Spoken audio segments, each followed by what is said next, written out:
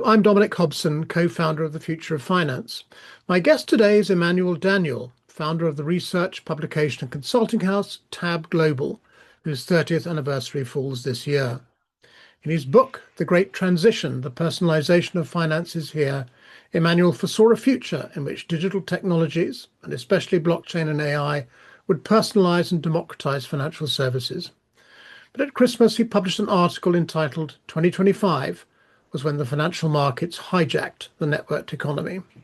So is he disappointed that the cryptocurrency revolution has not yet perhaps fulfilled its destiny? Let's find out. Emmanuel, thanks for joining us.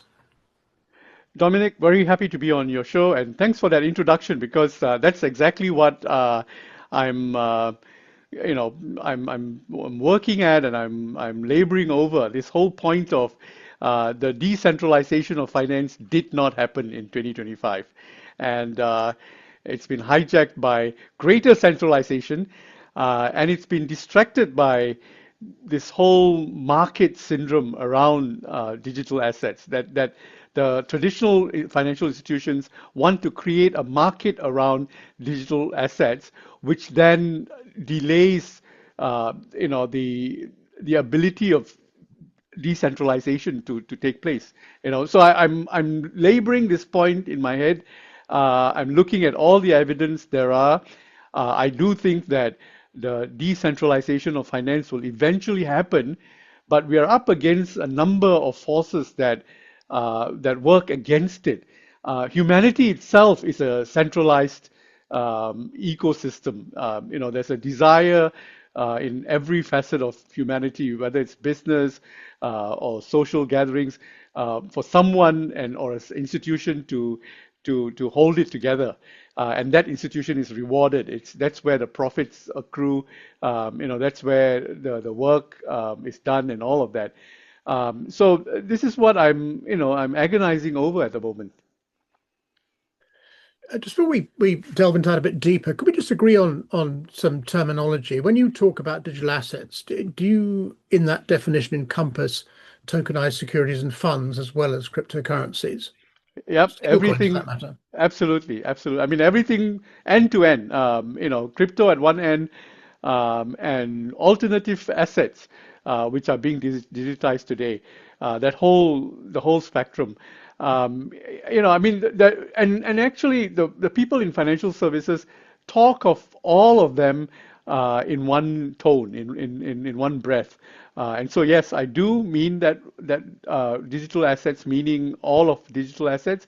But I think as we go into this conversation, we might break it down a little bit and then see that some are not the same as the other. In my first book, I mentioned that mankind will wanted to tame and domesticate every large animal above 100 kilograms, and failed. Not all were found to be domesticatable. And then when you think about it, the lion could have been domesticated, but it wasn't. The zebra could have been domesticated, it wasn't. And for different reasons. The lion is economically unfeasible to domesticate. You can. There are tame lions, but it'll cost you a fortune to just keep it, in your backyard. And the horse was domesticated, but the zebra wasn't domesticated, and that's because the zebra is a nervous animal by nature, and so it's very difficult to tame it. And all of that. So when we talk about digital assets, when we talk about them as a whole spectrum, there will be some digital assets which can be domesticated and some which can't. And then we look at the characteristics of each one of them, and that's where they start to become different. Now, one of the points that struck me reading your text was the cryptocurrency industry did grow very quickly, but the tokenized industry has not grown at all quickly. What's your sense of the differences? Did cryptocurrency grow very quickly because it wasn't domesticated, and tokenization has grown very slowly because it is domesticated? When we say that cryptocurrency has grown very quickly, there are two aspects to it. One is the market around it, that's grown very quickly. But the utility of the crypto assets has not grown very much. A lot of it is still very technical. It's still the domain of the people who understand the technology in order how to work it out and all that. Um, Tokenized assets, when you look at non-fungible assets, for example, there was a promise, but what seems to have taken place is that they've become very specific in the community that operates with them. We haven't figured out a scalable, commercializable ecosystem in which tokenized assets can function. So that's where we are at the moment. That the markets part seems to have grown dramatically. The utility part seems to be heading in the direction of greater specialization. The community that subscribes to any one tokenized asset will have a certain characteristics that's specific to that community, and then it depends on where the community wants to take it. Now, the general direction of the future of finance is really that we'll become decentralized and will become incredibly networked. And the value of any asset should be found in the network. But where it is right now is that it's the value of any asset is found in the market, not in the network. And there's a subtle difference between the two that I described in my book, which is that the market economy is a buyer-seller economy. The network economy is a economy where we collectively own or we add value by being mutual users of a network. See, so there the node has a value, the transactions within a network has its value. We are nowhere near that at the moment. So the promise of everything in digital assets is nowhere near the promise of the network economy that we are working at, but we're nowhere near getting there. Are networks and markets incompatible? Do you have to have one or Um, the other? um, for that, I subscribe to a view published in the 1990s by someone called David Ronfeld of the RAND Corporation. And the way he describes it is that humanity itself, society moves from its tribal orientations to its institutional orientations, and then to its markets orientations, and then to its network orientation. So we are right now in the phase of moving from markets to networks. And it's when we move from one orientation to the next, it doesn't mean that the previous orientation fades away. It is still underlying. It still remains. We're still tribal, although we are institutional today. So we are still institutional, although we operate in a markets economy. So when we move into the network economy, there will still be elements of the markets economy that will still be there as an underlining pillar, but we would have moved fully into the network economy, and the network economy has its characteristics that are specific to that. So is what's happening here that a bunch of financial institutions who operate in financial markets, we use that term all the time. I'm referring here to traders, asset managers, banks, prime brokers, all these long established financial institutions who are very used to operating in what they call financial markets. Have these institutions in some way hijacked the potential that the cryptocurrency industry discovered and the tokenization industry is struggling to exploit? They have, but inadvertently hijacked. I don't think they set out to tame or to distract digital assets or cryptocurrencies. It's just that they were doing what they know how to do. So when they Mhm. look at any asset, the whole idea that they want to be able to do with it is to trade with it and to have a willing buyer, willing seller, and a trade. And that the asset itself is able to capture value. So at first, the markets didn't think anything about Bitcoin, for example, but over time, Bitcoin demonstrated that it captured value given all kinds of circumstances around it. So it became a tradable asset as such. And so markets know how to trade assets, and that's exactly what they're doing. But the reason Bitcoin came into being and the promise it made was that it had a utility to it which was native to what hadn't been created yet, which is the network economy. And so we haven't seen that transition into the network economy. We see glimpses of the network economy because if you take stable coins, for example, it's functioning really well. But stable coins also are a very centralized asset, meaning that there has to be an issuer, there has to be a protector of the asset, and a convener of the asset. So to that point, that's where we are. But stable coins function flawlessly within a network economy. It's being used by individuals in paying each other, in settling, scores and stuff without having an intermediary in the process. We need to see other assets get to that point. So when we talk about tokenized assets like bonds and the financial instruments that we know today, when these enter the network economy, they will start to behave differently. The way in which we create utility in the network economy is, for example, you can fractionalize an asset, you can co-own an asset, you can co-develop a utility around an asset. And all of that is still work in progress at the moment. It's interesting you raised stablecoins. Are they not an example of the hijacking process that you have alluded to, in the sense that they emerge as a workaround in the cryptocurrency industry for fiat currency not being on chain? They're now being brought inside the regulatory perimeter. You see banks starting to issue them. You see central banks starting to worry about what assets these stablecoin issuers have to back up the promises that they're making. So is it not an example of the essence of your argument that the industry, which was innovative and progressing towards a networked future, has been captured or hijacked by these traditional financial institutions, whether deliberately or not, probably not deliberately, just because it's what, as you say, is what they know how to do. And so you start to see things which they're familiar with happening. They want to trade these things. So what do they want? They want futures, they want options, they want the leverage that brings, they want volatility, they want liquidity.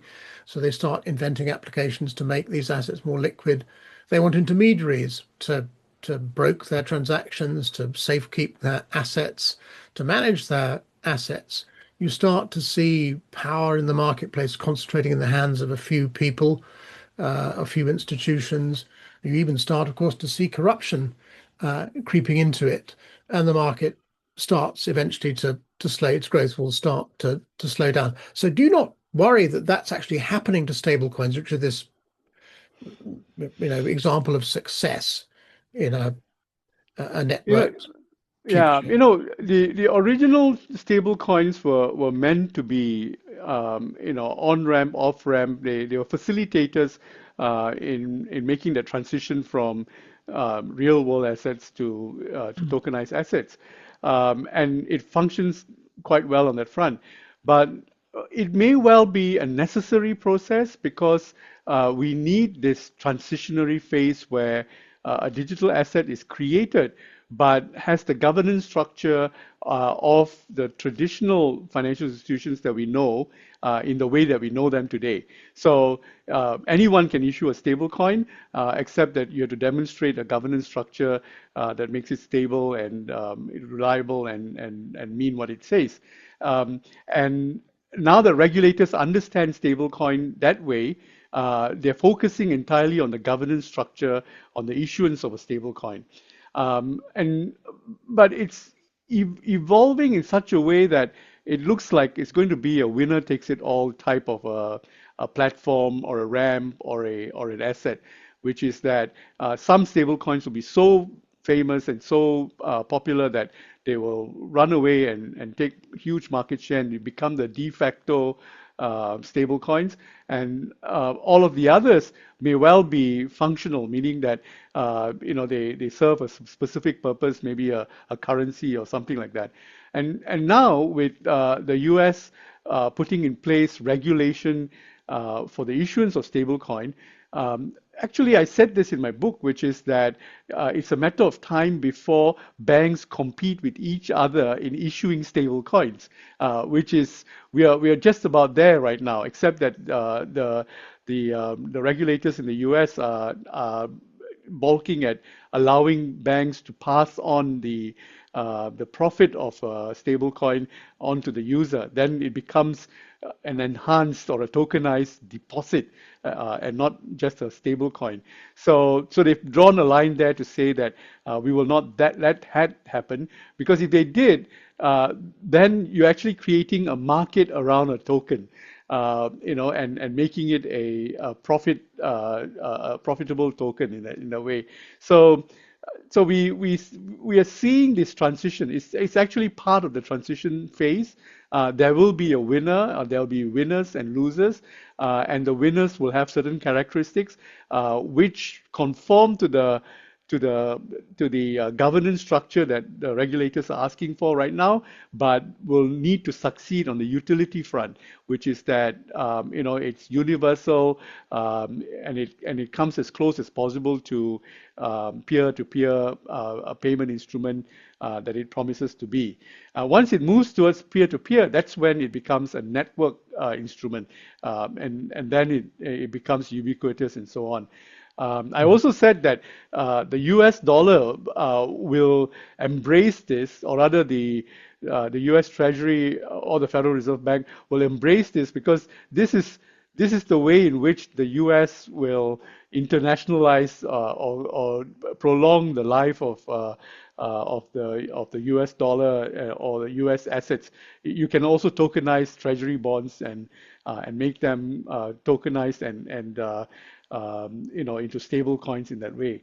So we are seeing a lot of activities which are transitionary in nature, and then we'll see the market shape up, and we'll see the character of the market eventually.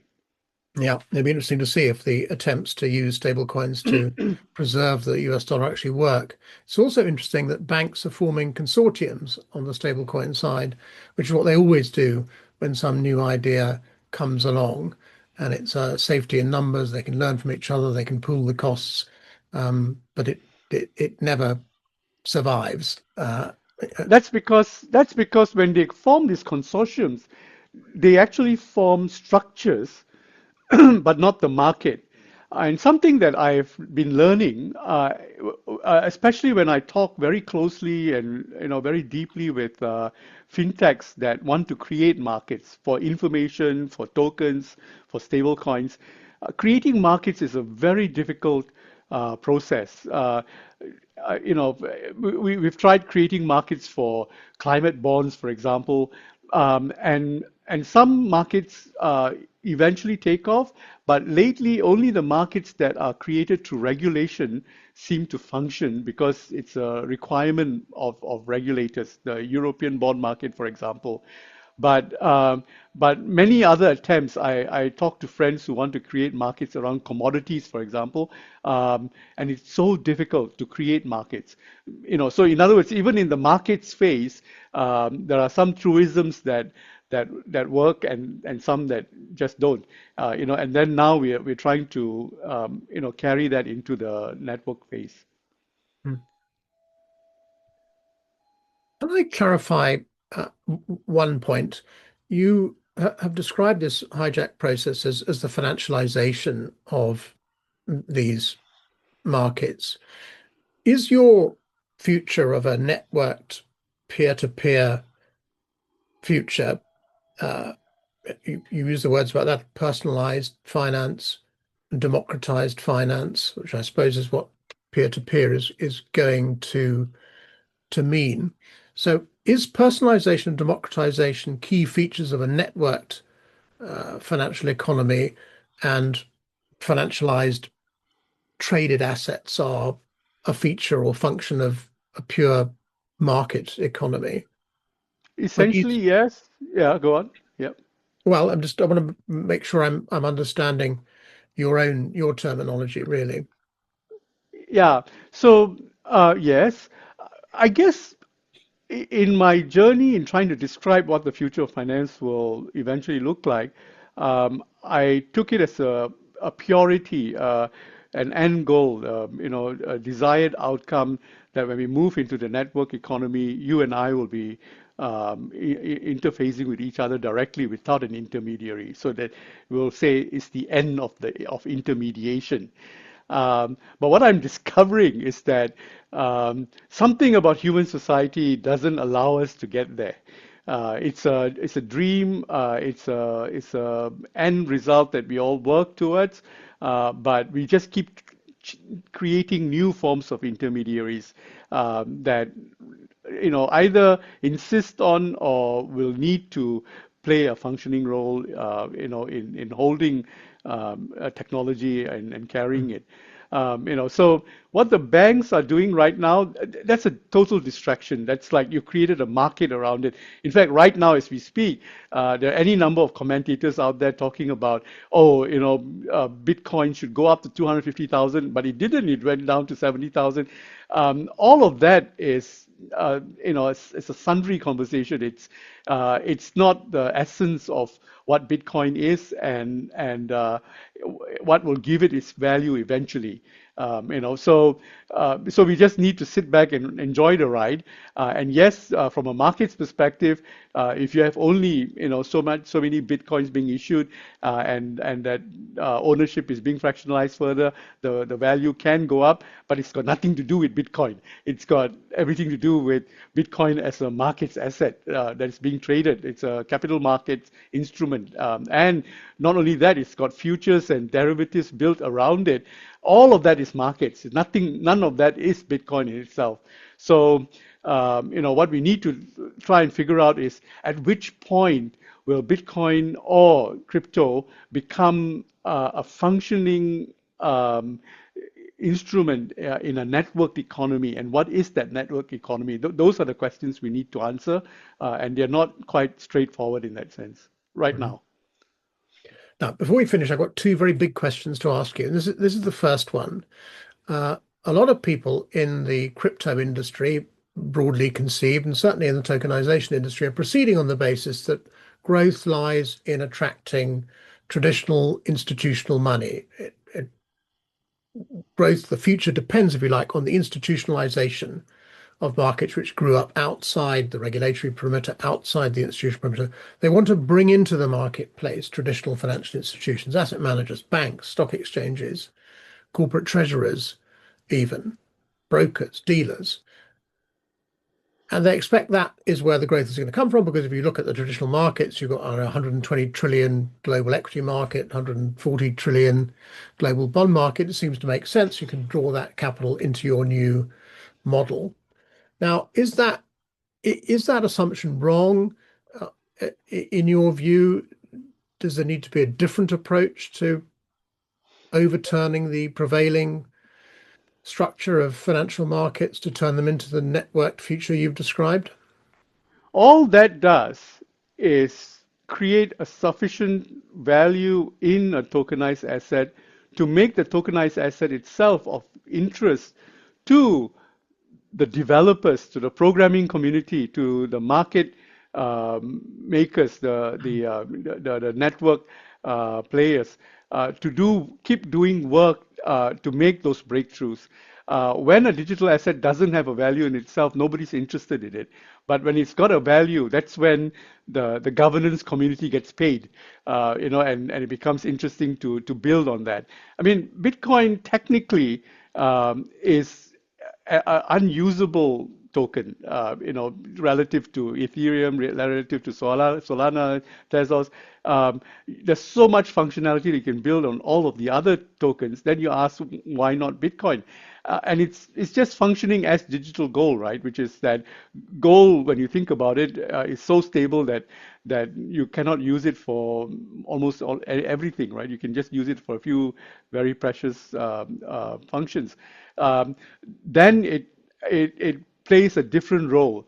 But because of the value of Bitcoin, there are lots of work being done by the programming community to create utilities that sit outside Bitcoin, and it makes it tradable, makes it usable somewhat. But it's a reference. It's become a reference token rather than a utility token in that way.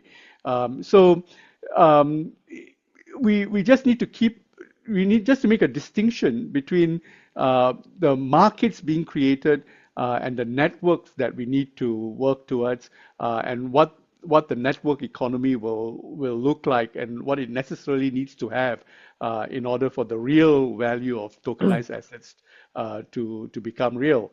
And even the people who are in the markets economy and looking at our traditional assets, bonds, equities, even real estate, and making that tradable, they need to start thinking about what a network economy will look like, what these assets will look like in a network economy, that will give it its value. And we're nowhere near that right now. And it's frustrating because I like to think of myself as somebody who's, pursuing this future of finance, but I've reached a roadblock where I put my finger on the issue and say we're nowhere near the network economy as we should be, and then to ask why and what it'll take to get there. Okay, that's my final question. What it will take to get there? You've described the revolutionary potential of this technology. You've described how it is running into obstacles, roadblocks, and therefore its progress has been disappointing so far. So, how can that revolutionary potential be recovered or retrieved? You've suggested that agentic AI might play some part in that. Is AI the savior, the key that unlocks the door to the rapid growth and spread of networked financial services? And that's my second book. I've just completed the draft on the making of a of an AI bank, building an AI bank. And the the nice thing about AI is that the promise of AI requires tokens to be transmitted to generate value, to transmit messages, stuff like that. So AI is a natural user of tokenized assets, and to carry messages and to create functionalities between nodes in a network. So you're absolutely right. AI holds that promise, and we just have to wait to see the multiplicity of nodes being created in an AI environment, not just what's happening now on LLMs, but the application layer where um, you create nodes that talk to each other using agents, right? So it's just a matter of time before everything around us are actually interacting with each other in high speed in a network economy.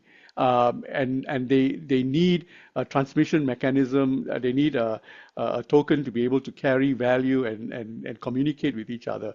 So we're just getting there, and that may well be the secret that gets unlocked. In fact, the whole idea of an AI bank is that it's not a bank at all. It's not a branch that you walk into. It's actually agents just talking to each other incessantly and carrying out functions on speed. So just because of speed, speed actually ameliorates the need to be an intermediary because it's got no time for an intermediary. In fact, that's exactly where the current cross-border CBDC initiatives are failing in that they've created this beautiful mechanism to control transactions between tokenized transactions across borders, and they fail to answer, what is it that they're trying to create that will solve a problem that they have today.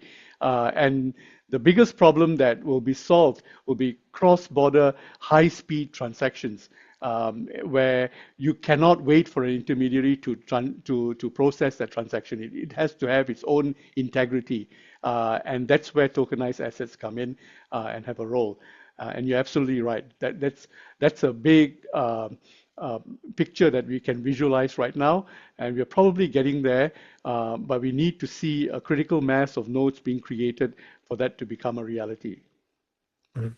Well, AI meets blockchain is certainly a subject which will be of interest to the members of Futures of Finance. So make sure you let us know when it's come out. But let's leave it there for now. Emmanuel Daniel, thank you very much for taking the time to share your knowledge and insights with the members of Futures of Finance. Thank you. Thank you so much, Dominic, and thank you for the great questions.